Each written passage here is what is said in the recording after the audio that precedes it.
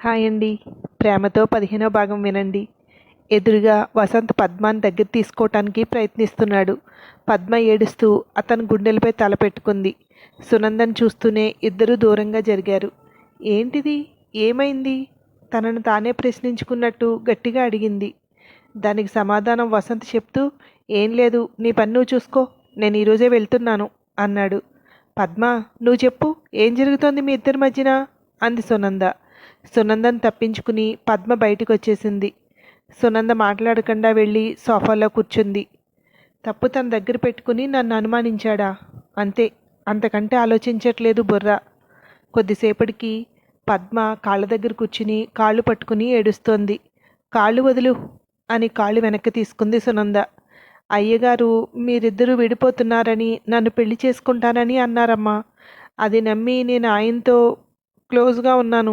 ఇప్పుడొచ్చి నన్ను వద్దంటున్నారు, బయటికి వెళ్ళిపోతున్నారు అంది ఏడుస్తూ. మేమిద్దరం విడాకులు తీసుకుంటున్నామని నీకెవరు చెప్పారు అంది సునంద. అయ్యగారు చెప్పారమ్మా. అప్పుడే 3 నెలలైంది నాకు చెప్పి.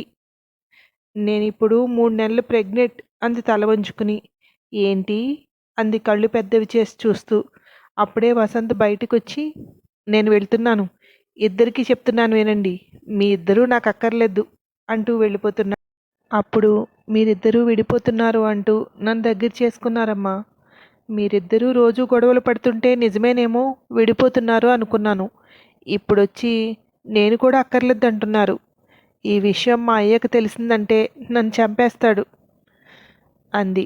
ఇవన్నీ చేస్తూ నాకు అయ్యగారితో జాగ్రత్తగా ఉండమని చెప్పావు. ఏం మాట్లాడాలో తెలియనట్టు పద్మ సైలెంట్గా కూర్చుని ఏడుస్తోంది. నేరం నా మీద వేసి దానికి విక్కీని బలి చేసి నా నుండి విడిపోవాలి అనుకున్నాడా? ఇప్పుడు పద్మ గురించి బయటపడకపోతే అందరికీ నాదే తప్పని చెప్పేవాడా? ఇప్పుడు ఏం చేయాలనుకుంటున్నావు అంది పద్మ వంక చూస్తూ. ఏం చేయడానికి ఏముందమ్మా, నేను నుయ్యో గొయ్యో చూసుకోవాల్సిందే అంది పద్మ. పెళ్లి చేసుకుంటానని చెప్పాడు కనుక పెళ్లి చేసుకోమని చెప్పు అంది. చేసుకోను అంటున్నారు. ఇంట్లో పని మనిషిని పెళ్లి చేసుకుంటే అందరూ నవ్వుతారు, నోరు మూసుకుని అబార్షన్ చేయించుకోమంటున్నారు. దానికి ఖర్చు అయ్యగారే ఇస్తారట అంది. అవునులే, పక్కలో పడుకుంటే ఎవరికీ తెలియదు కదా, పెళ్లి చేసుకుంటే అందరికీ తెలుస్తుంది అంది కక్షగా. అమ్మా, మీరేదో ఒకటి చెయ్యాలి నాకు, నన్ను ఏం చేయమంటారో మీరే చెప్పండి అంది.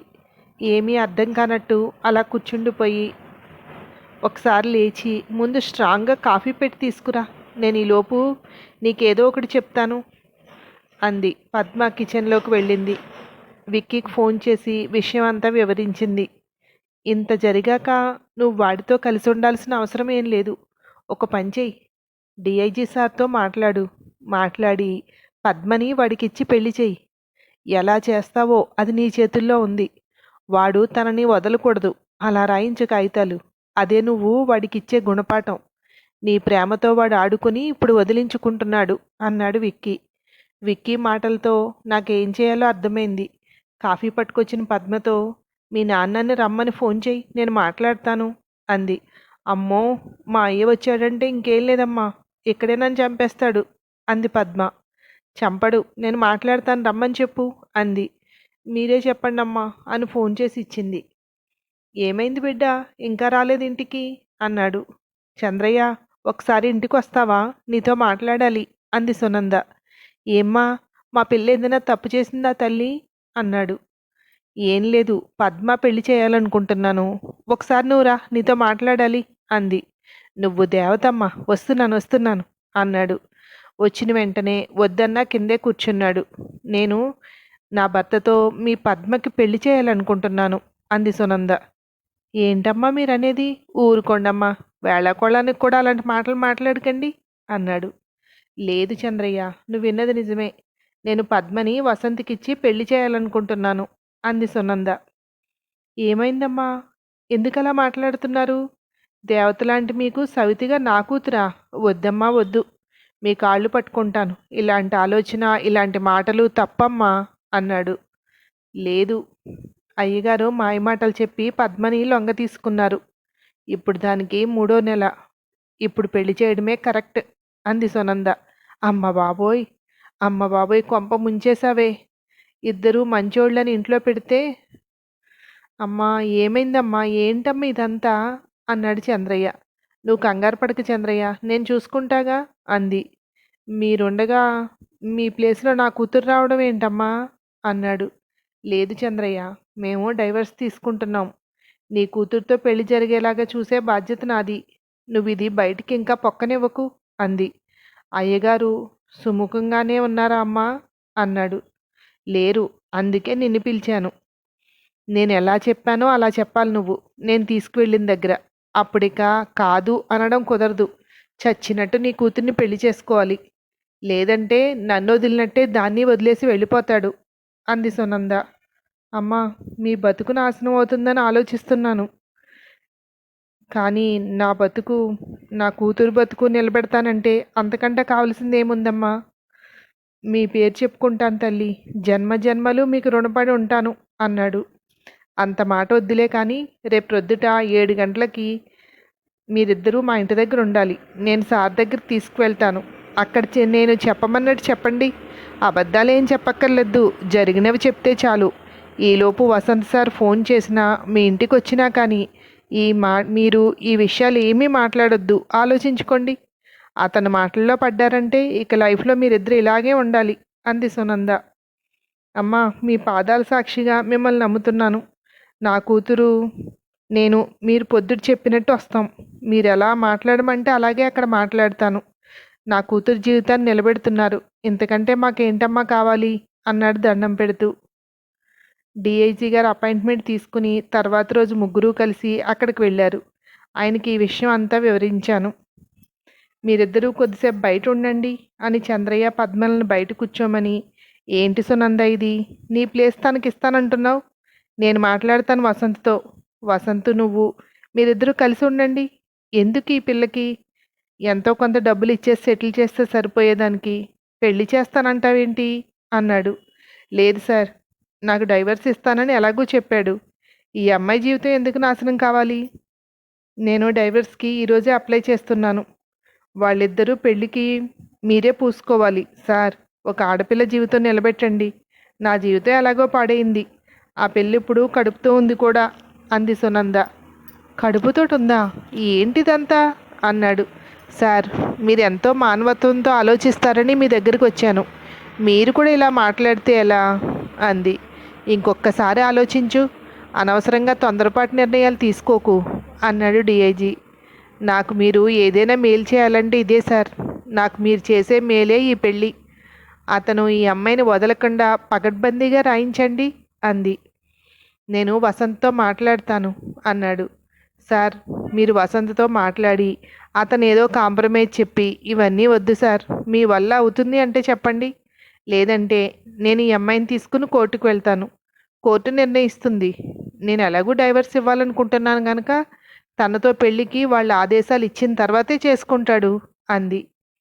అలా బయట పెట్టుకుంటే పోయేది మన పరువే అన్నాడు. అది పోకుండా ఉండాలంటే ఈ పెళ్ళి అవ్వాలి సార్ అంది సునంద. సరే, నేను మాట్లాడతాను అన్నాడు. సార్, మాట్లాడడం కాదు, మీరు ఒప్పిస్తున్నారు అంది సునంద. అలాగే వెళ్ళు అన్నాడు. వాళ్ళని ఇంటికి వెళ్ళిపోమని నేను డ్యూటీకి వెళ్ళిపోయాను. డిఐజీ వసంత్ను కూర్చోబెట్టి, వసంత్, ఏంటిది, సునందకి డైవర్స్ ఇస్తున్నావా అన్నాడు. అవును సార్, భర్త అనే గౌరవం లేకుండా నా మీద అధికారం చెలాయిస్తుంది. అది నాకు నచ్చట్లేదు. ఇక మేము కలిసి ఉండడం కష్టం సార్. అందుకే డైవర్స్ ఇవ్వాలని నిర్ణయించుకున్నాను.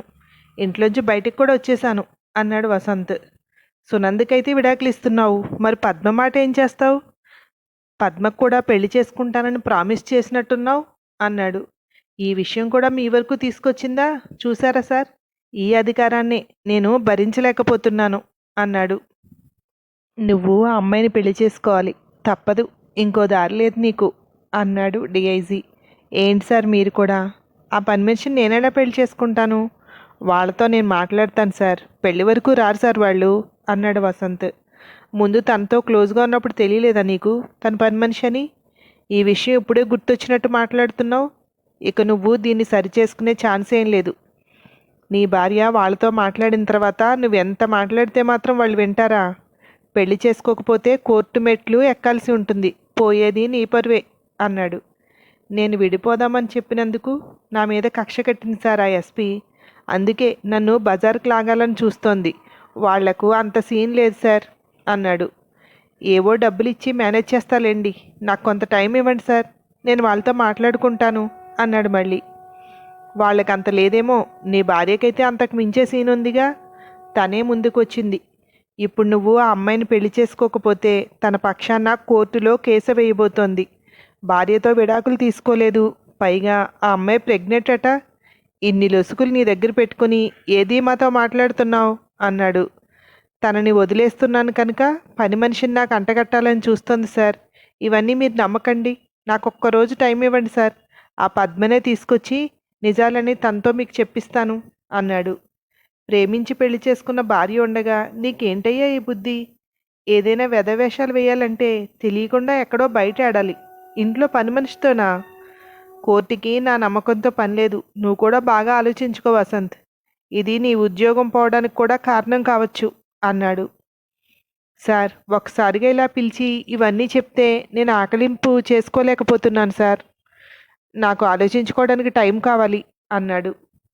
ఆలోచించుకోవడానికా, వాళ్ళని మేనేజ్ చేయటానికా? నువ్వు లేనిపోని సమస్యలు తెచ్చుకోకు. నువ్వు వెళ్ళి కెలికావంటే తను మీడియాకి ఎక్కుతుంది. సునంద ఏది ఎలా చేయాలో అంతా ప్లాన్డ్గా ఉంది అన్నాడు. తల వంచుకుని కూర్చున్నాడు. నా మాట విను, సైలెంట్గా ఏ గుడిలోనో పెళ్లి చేసుకుని సునందకు డైవర్స్ ఇవ్వు. ఆ తర్వాత సంగతి తర్వాత ఆలోచించవచ్చు అన్నాడు. తర్వాత ఆలోచించడానికి ఏముంది సార్, ఇక నా జీవితం మళ్ళీ పని మనిషితో ముడిపడి ఉంటుంది కదా. తన అధికారాన్ని భరించలేక తనని వద్దనుకున్నాను. ఇప్పుడు ఏకంగా ఇంటి పని మనిషితో పెళ్లి చేసి నన్ను కూడా పనోడిని చేసేస్తోంది అన్నాడు. ఎస్పీకే డైవర్స్ ఇచ్చావు, ఇప్పుడు పెళ్లి చేసుకుంటే మాత్రం ఏమైంది? తర్వాత తనకి ఇవ్వలేవా అన్నాడు నవ్వుతూ డిఐజీ. ఒక 2 నిమిషాలు ఆలోచించి, ఓకే సార్, నేను ఒప్పుకుంటున్నాను. అంటే ఇంకో దారి కూడా లేదనుకోండి, ఏర్పాటు చేయమనండి సార్. ఎక్కడికొచ్చి తాళి కట్టమంటే అక్కడికొచ్చి తాళి కడతాను. అక్కడ సునంద కూడా ఉండాలి, అది నా కండిషన్ అని చెప్పండి అన్నాడు. పెళ్ళి గుళ్ళో ఏర్పాటు చేసింది సునంద. రావడమే దర్జాగా వచ్చాడు. సునందను చూసి దగ్గరకొచ్చి, చూస్తూ ఉండు, 1 సంవత్సరం తర్వాత ఇది కూడా నీ పక్కనే వచ్చి నిలబడుతుంది. నన్నేదో సాధించేస్తున్నాను అనుకుంటున్నావు కదా. నాపై అధికారివైనా నిన్నే లెక్క చేయలేదు, ఈ పని మనిషిని లెక్క చేస్తానా అన్నాడు. దానికి బదులుగా నవ్వింది సునంద. పెళ్లి టైంకి అనూహ్యంగా జడ్జి, లాయర్లు, ఐజీ, డిఐజీ, కమిషనర్ వీళ్ళంతా వచ్చారు. వాళ్ళందరినీ చూసిన వసంత్కి సునంద ఎంత తెలివిగా తనని ఈ పెళ్లితో బంధిస్తోందో అర్థమైంది. అయినా ఏదో ఆశ, ఏదైనా మెలికి పెట్టాలి అని ఆలోచించి సునంద దగ్గరికి వెళ్ళి, నీ మెడలో తాళి ఉండగా దీని మెడలో తాళి కట్టను అన్నాడు పంతంగా. గట్టిగా నవ్వుతూ, ఇదేమైనా సినిమా అనుకుంటున్నావా? నా మెడలో తాళి ఎప్పుడో తీసేశాను అని మెడలో చైన్ చూపిస్తూ, ఇది ఓన్లీ చైన్ మాత్రమే, నిరభ్యంతరంగా పద్మ మెడలో తాళి కట్టచ్చు. పెళ్లిలో నీ తరపు నుండి ఇచ్చిన సూత్రాన్ని తనకి సూత్రాలుగా చేయించాను అంది. అవును వసంత్, ఈ పెళ్లికి సునందకు ఎలాంటి అభ్యంతరం లేదు. కానీ నువ్వు తాళి కట్టే ముందు ఇదిగో ఇక్కడ సంతకం పెట్టు అన్నాడు ఒక లాయర్. ఏంటి సార్ ఇది? డైవర్స్ కూడా ఈ గుళ్ళోనే ఇప్పించేస్తున్నారా? ఈ ప్రపంచ చరిత్రలోనే నేనే మొదటివాడినేమో ఒకే టైంలో డైవర్సు పెళ్ళి అన్నాడు. అసలు విషయం చెప్పే వరకు వెయిట్ చేయి. ఈ అమ్మాయికి ఏం జరిగినా బాధ్యత నీదే. ఈ అమ్మాయికి డైవర్స్ ఇవ్వాలంటే దానికి తగిన కారణాలన్నీ ముందుగా మాకు చెప్పాలి. అది మేము ఇన్వెస్టిగేషన్ చేసి నమ్మితేనే ముందుకు వెళ్తాం. డైవర్స్ ఇచ్చేలా ఉంటే నీ జీతంలో సగం ఈ అమ్మాయికి ఇవ్వాలి. నువ్వు ఇక ఎవరినీ పెళ్లి చేసుకోకూడదు, ఎందుకంటే ఇది నీకు 2వ పెళ్ళి. ఇలా 2 సంవత్సరాలకు ఒకసారి మారిస్తే కుదరదు. ఇవన్నీ దీనిలో ఉన్నాయి అన్నాడు. ఇవన్నీ ఈ మేడం గారు తెలివితేటలా అన్నాడు సునందని చూస్తూ. ప్రపంచంలో లేని కండిషన్లు అన్నీ పెట్టారుగా. ఇప్పుడు నేను తాళి కట్టనంటే అన్నాడు పొగరుగా. ఇదిగో ఇది చూడు, నీకు సెక్షన్స్ తెలుసుగా అని ఆ పేపర్స్ చూపిస్తూ, పద్మ వాళ్ళ తండ్రి నీ మీద కంప్లైంట్ ఇచ్చాడు, కడుపు చేసి వదిలేశావని. అది నీ బిడ్డే అని నిరూపించడానికి డిఎన్ఏ రిపోర్ట్స్ కూడా ఉన్నాయి అన్నాడు. ఇక ఏమీ చేయలేని పరిస్థితుల్లో వెళ్ళి పీటల మీద కూర్చున్నాడు వసంత్. సునందని ఎలా అయినా దెబ్బ కొట్టాలి. దీనికి కొడితే అక్కడ తగులుతుందేమో అనుకున్నాడు పద్మని చూస్తూ. పద్మ మెడలో తాళి కట్టాడు. తాళి కట్టడం, మిగిలిన తంతు అన్నీ అయిన తర్వాత ఒక్కొక్కరుగా అందరూ వెళ్తున్నారు. పద్మ వచ్చి సునంద కాళ్లకు దండం పెట్టింది. తల మీద చేయి పెట్టి పైకి లేవదీసి, ఇంట్లో పని మనిషిని పెట్టుకోకు, నువ్వే చేసుకో. ఆ పని మనిషికి కూడా నీలాంటిదైతే నువ్వు కూడా నా ప్లేస్లో నిలబడి వాళ్ళిద్దరికీ పెళ్లి చేయాల్సి వస్తుంది అంది. చేతులు జోడించి తల దించుకొని నిలబడింది పద్మ. అక్కడి నుండి వచ్చేసింది సునంద. అది చదువుతున్న ఉషా కళ్ళల్లో నీళ్లు తిరిగాయి. ఎంత విషాదం ఉంది ఈవిడి జీవితంలో. ఒక రకంగా వీళ్ళు విడిపోవడానికి కారణం నా భర్త. కాదు కాదు, ఆ వంక పెట్టాడు. లేదు లేదు, ఆ వంక పెట్టాలి అనుకున్నా. కానీ నిజంగా సునంద విక్రాంతులు పెళ్లి చేసుకోవాలంటే అప్పుడే మా పెళ్లి కుదిరింది కనుక దాన్ని క్యాన్సిల్ చేసి వాళ్ళిద్దరూ పెళ్లి చేసుకోవచ్చు. వీళ్ళిద్దరి మధ్య అలాంటి అనుబంధం లేదు. అది చెప్పడానికి ఇదే పెద్ద నిదర్శనం అనుకుంది ఉష. డైరీ మూసేసి 2 డైరీలు తన బీరువాలో పెట్టి వచ్చి పడుకుంది. ఇక ఎవరు చెప్పినా వినకూడదు. వీళ్ళిద్దరినీ అనుమానిస్తే ఇక అంతకంటే పాపం ఇంకోటి ఉండదు. వాడు ఫోన్ చేయని, సరైన గుణపాఠం చెప్తాను అనుకుని నిద్రకు ఉపక్రమించింది. విక్రాంత్ ఇంటికి వస్తుంటే ఫోన్ వచ్చింది. సార్, ఇప్పుడే సురేష్ని గాంధీనగర్లో చూశాను అన్నాడు అతడు. ఇప్పుడు అక్కడే ఉన్నాడా అన్నాడు విక్రాంత్. ముందుకు నడుచుకుంటూ వెళ్తున్నాడు. నేను అతన్ని వెంబడిస్తున్నాను. తొందరగా రండి సార్ అన్నాడు. నువ్వు ఎక్కడున్నావో కరెక్ట్గా లొకేషన్ పంపించు. నువ్వు ఫోన్ పెట్టుకు, మాట్లాడుతూనే అతన్ని వెంబడిస్తూ ఉండు అన్నాడు. అలాగే సార్, నా ఫోన్కి అసలే ఛార్జింగ్ లేదు, ఎంతసేపు ఉంటుందో తెలీదు. గాంధీనగర్ చౌరస్తా నుండి రైట్ వైపు వెళ్తున్నాడు. హలో హలో అంటూనే ఫోన్ కట్ అయింది. వెంటనే అదే నెంబర్కి డైల్ చేశాడు. కానీ స్విచ్ ఆఫ్ అని వస్తోంది. గాంధీనగర్ చౌరస్తా దగ్గర ఉన్న పోలీస్ స్టేషన్కి ఫోన్ చేశాడు. అక్కడ ఫోన్ తీసి హలో అన్న వెంటనే ఎస్ఐ ఉన్నాడా అన్నాడు. ఎవరు సార్ మీరు? మా సార్నే ఉన్నాడా అంటున్నారు అన్నాడు కానిస్టేబుల్. నేను ఏఎస్పీని. అర్జెంటుగా గాంధీనగర్ చౌరస్తా దగ్గరికి వెళ్ళండి. సురేష్ని చూశానని నాకు ఒక నెంబర్ నుండి ఫోన్ వచ్చింది. చౌరస్తా నుండి కుడివైపు వెళ్తున్నాడట అన్నాడు. సార్, అలాగే సార్ అన్నాడు వినయంగా. మీ సార్కి ఫోన్ చేసి వెంటనే వెళ్ళండి, నేను వస్తున్నాను. అతని నెంబర్ పంపిస్తాను. స్విచ్ ఆఫ్ అయి ఉంది కానీ ట్రై చేయండి అన్నాడు విక్రాంత్. అలాగే సార్ అన్నాడు అతను. అతని నెంబర్ పంపించి సునందకు ఫోన్ చేశాడు. 2 రింగులకే ఫోన్ తీసింది. ఏమైంది, నిద్ర పట్టలేదా? వెంటనే ఫోన్ తీసావు అన్నాడు. లేదులే, ఏంటి విషయం, ఈ టైంకి చేశావు అంది సునంద. గాంధీనగర్ చౌరస్తా దగ్గర సురేష్ని చూశానని ఒక నెంబర్ నుండి ఫోన్ వచ్చింది. అతను సురేష్ని వెంబడిస్తున్నాడు, కానీ అతను ఫోన్ స్విచ్ ఆఫ్ అయింది అన్నాడు. అక్కడ దగ్గరలో ఉన్న స్టేషన్కి ఫోన్ చేసి వాళ్ళని అలర్ట్ చెయ్యి అంది. ఇన్ఫర్మేషన్ ఇచ్చాను, మేము వెళ్తున్నాం, నువ్వు కూడా వస్తావా అన్నాడు. మీరు వెళ్ళండి, నేను డైరెక్ట్గా వచ్చేస్తాను అంది సునంద. ఆ తర్వాత ఏమైందో మరో భాగంలో విందురు కానీ. Thank you.